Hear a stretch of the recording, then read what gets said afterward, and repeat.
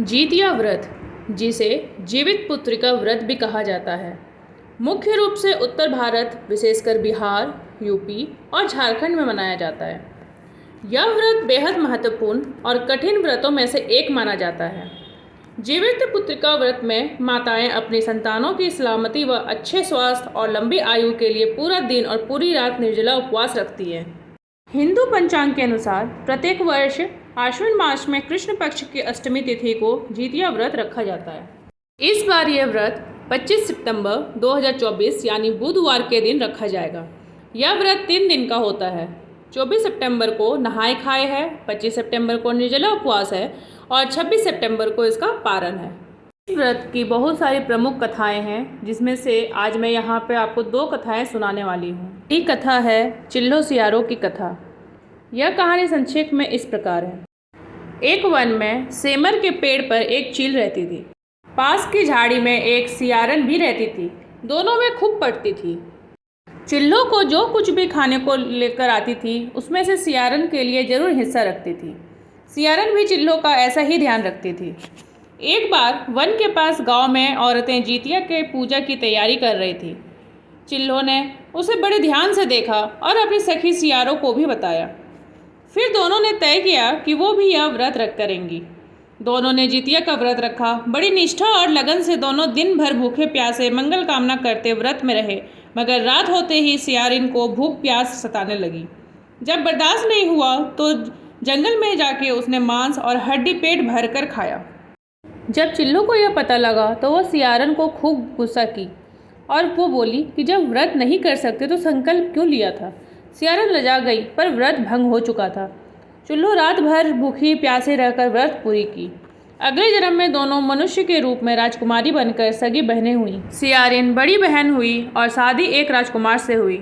चिल्लो छोटी बहन हुई और उसकी शादी उसी राज्य के मंत्री पुत्र से हुई। बाद में दोनों राजा मंत्री बने। सियारिन रानी को जो भी बच्चे होते थे वो मर जाते थे, जबकि चिल्लो के बच्चे स्वस्थ और हट्टे खट्टे रहते थे। इससे उसे जलन होती। उसने कभी चिल्लो के बच्चों को सर कटवाकर डब्बे में बंद करवा दिया, पर शीश मिठाई बन जाती और बच्चों का बाल तक बाका ना होता। बार बार उसने अपनी बहन के बच्चों और उसके पति को मारने का प्रयास भी किया, पर असफलता रही। आखिरकार देव योग से उसे अपने भूल का आभास हुआ। उसने क्षमा मांगी और बहन के बताने पर जीवित पुत्र का व्रत विधि विधान से किया, तो उसके पुत्र भी जीवित रहने लगे। अब हम सुनते हैं दूसरी प्रमुख कथा, जो कि जीवित पुत्रिका व्रत कथा है। गंधर्वों के राजकुमार का नाम जीमूतवाहन था। वे बड़े उदार और परोपकारी थे। जीमूतवाहन के पिता ने वृद्धावस्था में वानप्रस्थ आश्रम में जाते समय इनको राज सिंहासन पर बैठाया, किंतु इनका मन राजपाट में नहीं लगता था। वह राज्य का भार अपने भाइयों पर छोड़कर स्वयं वन में पिता की सेवा करने चले गए। एक दिन वन में भ्रमण करते हुए जीमूतवाहन काफ़ी आगे चले गए। तब उन्हें एक वृद्धा विलाप करते हुए दिखी। पूछने पर वृद्धा ने रोते हुए बताया, मैं नागवंश की स्त्री हूँ। मुझे एक ही पुत्र है। पक्षीराज गरुड़ के कोप से मुक्ति दिलाने के लिए नागों ने यह व्यवस्था की, वे गरुड़ को प्रतिदिन भक्षण हेतु एक युवा नाग सौंपते हैं। आज मेरे पुत्र संगचूड़ की बलि का दिन है।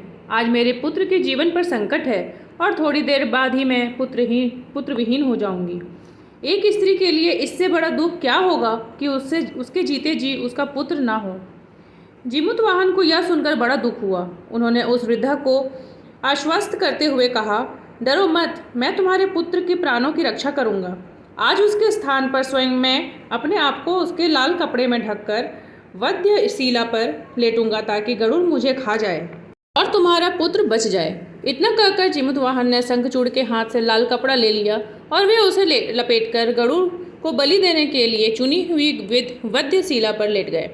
नियत समय पर गरुड़ बड़े वेग से आए और वे लाल कपड़े में ढके जीमूतवाहन को पंजों से दबोचकर पहाड़ के शिखर पर जाकर बैठ गए। गरुड़ ने अपनी कठोर चोंच का प्रहार किया और जीमूतवाहन के शरीर से मांस का बड़ा हिस्सा नोच लिया। इसकी पीड़ा से जीमूतवाहन की आंखों में से आंसू बह निकले और वह दर्द से कराहने लगे। अपने पंजे में जकड़े प्राणी की आंखों में से आंसू और मुंह से कराह सुनकर गरुड़ बड़े आश्चर्य में पड़ गए, क्योंकि ऐसा पहले कभी नहीं हुआ था। उन्होंने जीमूतवाहन से उनका परिचय पूछा। जीमूतवाहन ने सारा किस्सा कहकर सुना दिया। कि कैसे एक स्त्री के पुत्र की रक्षा के लिए वह अपने प्राण देने आए हैं। आप मुझे खाकर भूख शांत करें। गरुड़ उनकी बहादुरी और दूसरे की प्राण रक्षक के लिए स्वयं का बलिदान देने की हिम्मत से बहुत प्रभावित हुए। उन्हें स्वयं पर पछतावा होने लगा। वह सोचने लगे कि एक यह मनुष्य है और एक मैं हूँ जो देवों के संरक्षण में हूँ, किंतु दूसरों के संतान की बलि दे रहा हूँ। मैंने तुम्हारे शरीर पर जो घाव किए हैं उसे ठीक कर देता हूँ। तुम अपनी प्रसन्नता के लिए मुझसे कोई वरदान मांग लो। राजा जीमूतवाहन ने कहा, हे पक्षीराज, आप तो सर्वप्रथम हैं। यदि आप प्रसन्न हैं और वरदान देना चाहते हैं तो आप सर्पों को अपना आहार बनाना छोड़ दें। आपने अब तक जितने भी प्राण लिए हैं उन्हें भी जीवन प्रदान करें। गरुड़ ने सबको जीवन दान दे दिया और नागों की बलि न लेने का वरदान दिया।